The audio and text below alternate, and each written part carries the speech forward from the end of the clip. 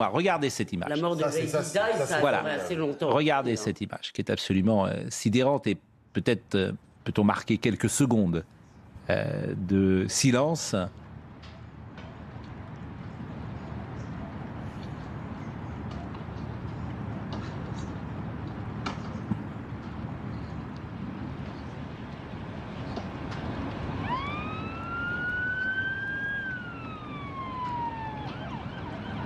C'est toute la pompe britannique avec ce cercueil qui est porté par des militaires, par 8 garçons, et qui se pose sur Londres symboliquement. La reine est de retour en Angleterre et elle est de retour à Londres.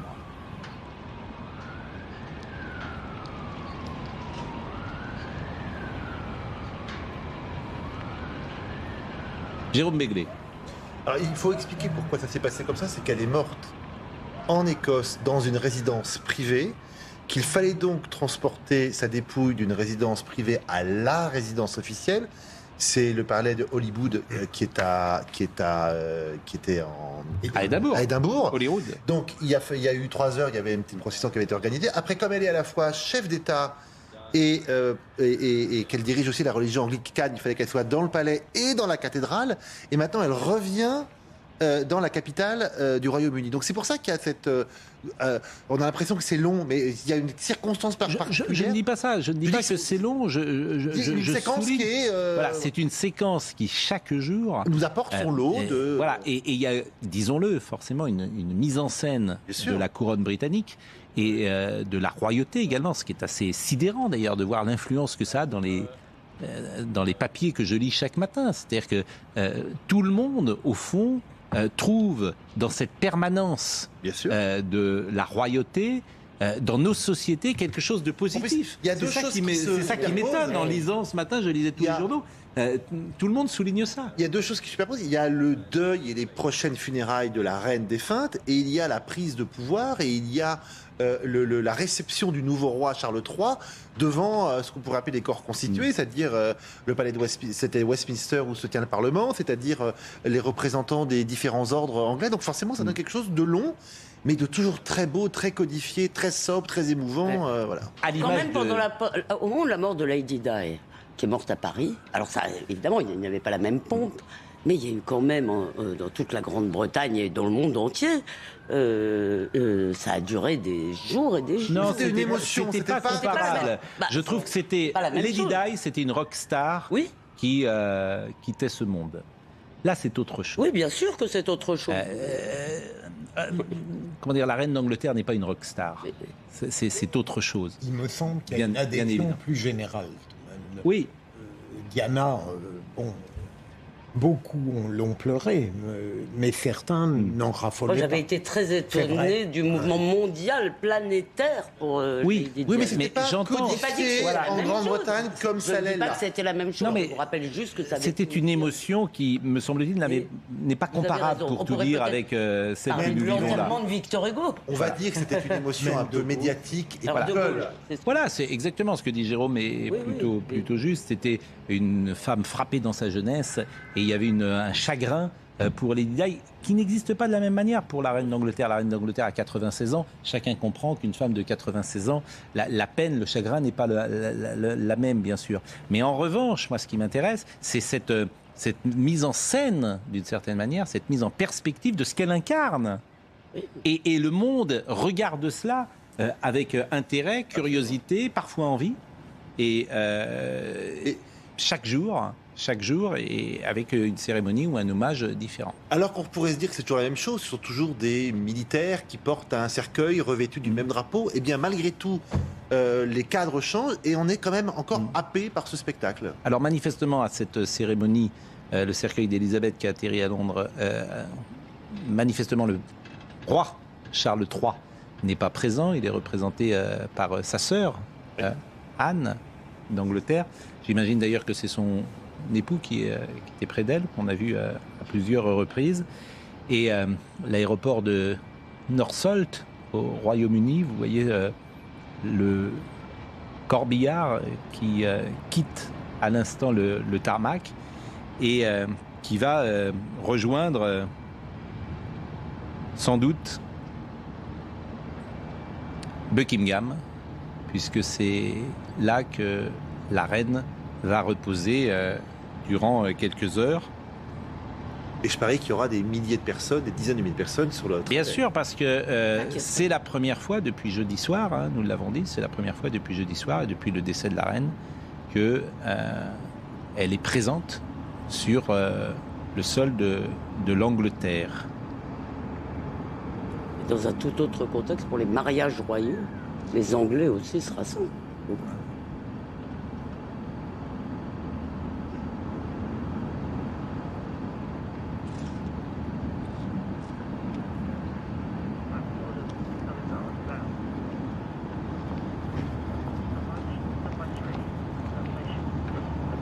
Vincent Farandez est toujours avec nous, bien évidemment, et il pourra intervenir sur le trajet, la dépouille d'Élisabeth II, qui va rejoindre, je le disais, Buckingham, et la capitale se prépare à vivre 5 jours intenses d'hommage, de recueillement. Ce cercueil qui est accompagné par la princesse Anne et qui devrait être accueilli à son arrivée par le roi Charles III, j'imagine, à Buckingham. Vincent Farandez, je disais à l'instant que le roi Charles III n'est pas sur le tarmac. Est-ce que vous savez où il se trouve Oui, le roi Charles III est actuellement au Buckingham Palace avec la reine consort Camilla. On le sait pourquoi, Pascal, parce qu'il est passé juste derrière nous il y a à peu près 1h30 en fait de retour d'Irlande du Nord.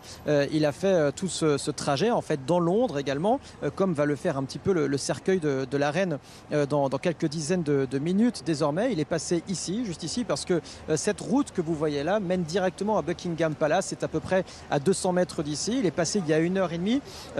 Et c'était assez surprenant d'ailleurs ce moment. Toute la foule s'est levée d'un coup parce qu'on ne l'attendait pas ici à ce moment-là, le roi Charles III. Une escorte très maigre, j'allais dire.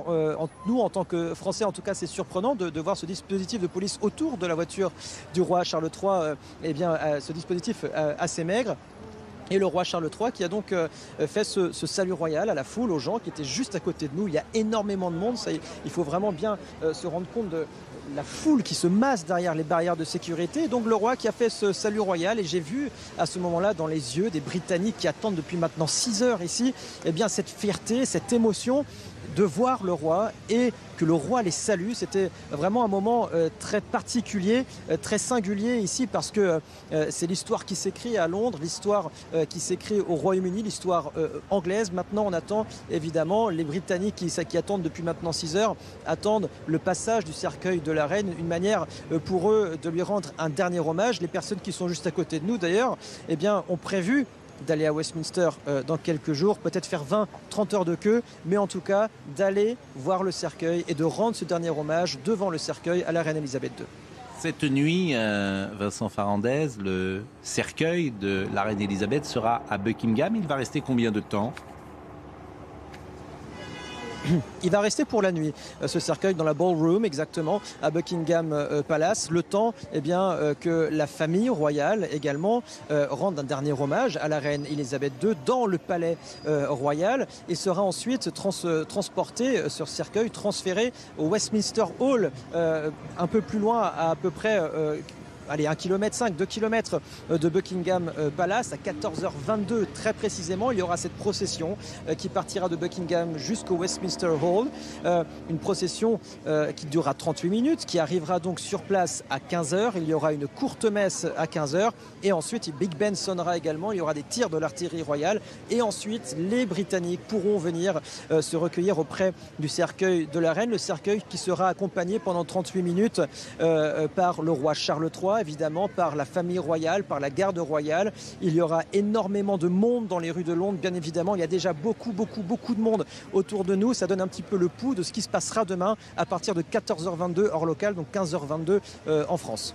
Demain, donc, sont prévues encore des cérémonies et des hommages, mais à partir de jeudi, vendredi, samedi, dimanche, avant les funérailles, est-ce qu'il est prévu des cérémonies ou des hommages particuliers, Vincent ? Alors, oui, c'est-à-dire que les Britanniques, pendant 4 jours, vont pouvoir venir se recueillir auprès du cercueil de la reine. Vous savez, le protocole, normalement, prévoyait que le cercueil de la reine soit disponible, j'allais dire, pour rendre hommage à la reine 23h sur 24, de jeudi jusqu'à lundi matin. Finalement, le protocole a un petit peu changé. Le cercueil de la reine sera visible 24 heures sur 24, à condition de s'armer d'énormément de patience. 20 à 30 heures d'attente. Il faudra également porter une tenue vestimentaire assez digne également.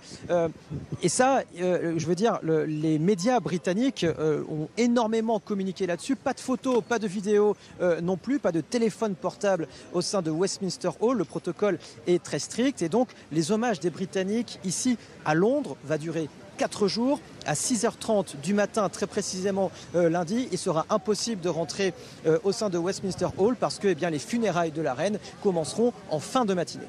Donc c'est-à-dire que jeudi, vendredi, samedi, dimanche, ce sera quand même un temps, si j'ose dire, plus calme par rapport à ce que nous avons vécu depuis jeudi dernier, avant les funérailles qui débuteront à quelle heure, Vincent Farandel ? Est-ce qu'on connaît l'heure précise des funérailles lundi prochain ?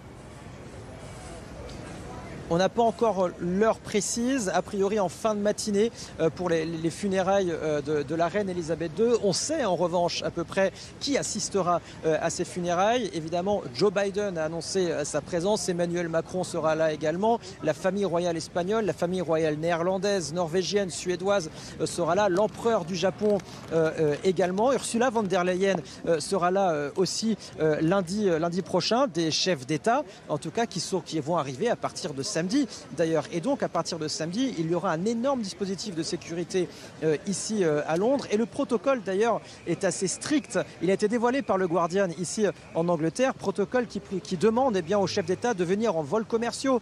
Un protocole qui demande également aux chefs d'État de ne pas utiliser d'hélicoptères ni de voitures privées. Il est demandé aux chefs d'État de prendre des bus qui seront mis à leur disposition pour aller du lieu où ils seront jusqu'au lieu de la cérémonie des funérailles, donc lundi en fin de matinée, alors que il y a ce cortège